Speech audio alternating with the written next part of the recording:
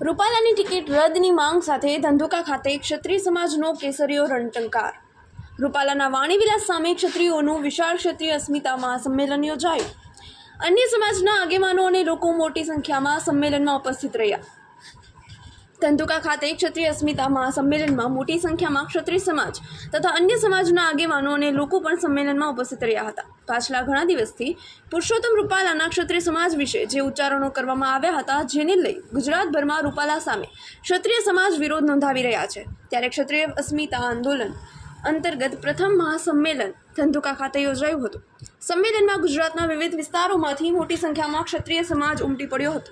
આ સંમેલનમાં કરણી સેનાના રાષ્ટ્રીય અધ્યક્ષ મહિપાલસિંહ મકરાણા, સંકલન સમિતિના સભ્યો રમજુબા તૃપ્તિબા રાઓલ, ઉતેરલિયા ઠાકોર સમાજ, કિરણસિંહ ચાવડા, નાડોદા સમાજ, મોલેસ્લામ ગરાસિયા સમાજ, પીટી જાડેજા સહિતના વક્તાઓએ સંયમિત લડત માટે તૈયાર રહેવા તાકીદ રહી હતી.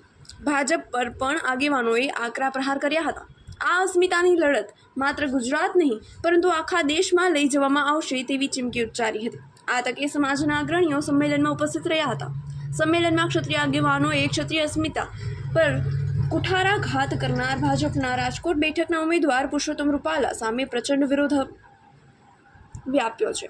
ત્યારે ક્ષત્રિય સમાજે કરેલી એકમાત્ર માંગ કે રૂપાલાની ટિકિટ રદ કરવામાં આવે, પરંતુ સરકાર અને ભાજપ આ મુદ્દે મૌન સેવી ક્ષત્રિયોની ભાવનાને વધુ આહત કરી રહ્યા છે.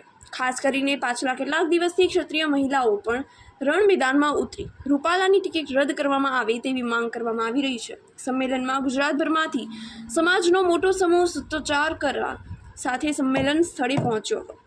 राजकोट में 5 लाख लोगों की बड़ी एक जनसभा स्वाभिमान सम्मेलन 9 या 10 तारीख को हम लोग आज अभी जो भी हमारी कार्यकारिणी उसके साथ तय करेंगे, या तो 9 तारीख या 10 तारीख 5 लाख से ज्यादा का एक स्वाभिमान सम्मेलन राजकोट की धरती पर कल था. एक छोटी सी झांकी, हमें नहीं जाना दिया गया, डिटेन किया गया, सुबह से पकड़ के रात को 11 बजे छोड़ा गया. आपको सबको मालूम है, आपको सबको 4-5 बजे से बोला गया कि उन्हें रिहा कर दिया गया, पर रात को 10:30-11 बजे किया गया. उनके पास कोई एविडेंस कोई ऐसा 85-41 નંબરની ગાડીની વચ્ચે છે. કોઈ પણ ભાઈઓ કે વડીલોની હોય તે તાત્કાલિક ત્યાંથી લઈ લે. भूमि पर इसे लोकतांत्रिक व्यवस्था અને એક મોટરસાઇકલની ચાવી મળેલ છે, જેની પણ હોય એ સ્ટેજ ઉપર આવીને લઈ લે. कुछ भी करने की वो हमारा संविधान देता है, और संविधान के खिलाफ जाके अगर कोई भी एक्टिविस्ट हो, चाहे सामाजिक कार्यकर्ता हो, उसको इस तरीके से डिटेन नहीं किया जा सकता. हमारे हजारों लोगों का कल प्रोग्राम केवल इसलिए कि महिपाल सिंह नहीं जाएगा, ये तो आज हो गया, आज उससे डबल भीड़ है.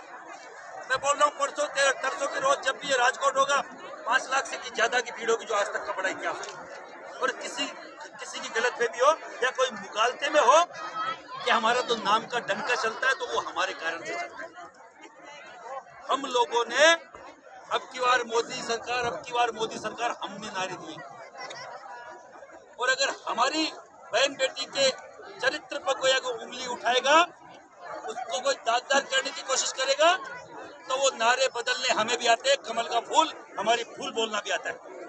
हमें अभी मोदी के खिलाफ कुछ हम नहीं बोल रहे, हम बोल रहे हैं अभी भी नारा दे रहे, मोदी दिल से बैर नहीं, रूपाला तेरी खेर नहीं. और वो मोदी जी को बड़ा दिल रखना है, हमें नहीं. हमने तय कर लिया आर पार की लड़ाई लड़ेंगे. ये मोदी जी को, अमित शाह जी को बड़ा दिल रखना है कि क्षत्रिय समाज को अगर उनको सम्मान देना है तो रूपाला का टिकट काटा जाए, नहीं तो लड़ाई के लिए तैयार है. हम भी तैयार, तुम भी तैयार हो जाओ. टिकट नहीं काटा, क्या एजेंडा रहेगा? क्योंकि आपने तो बोला कि पूरे देश में बीजेपी के खिलाफ हम लोग जो मूवमेंट कर सकते करेंगे, उनके खिलाफ वोटिंग के लिए जो कर सकते वो करेंगे.